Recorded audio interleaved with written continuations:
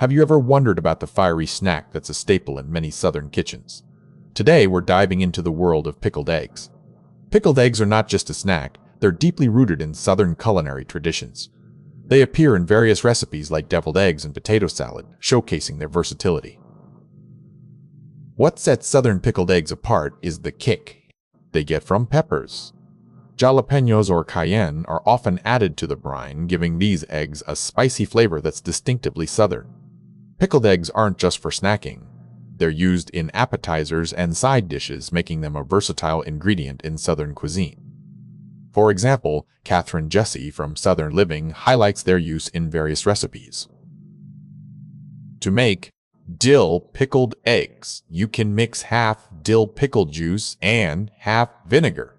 Adding fresh dill fronds and garlic cloves enhances the authentic flavor that's beloved in Southern cooking. The tradition of pickling eggs is tied to rural life, where preserving food was essential.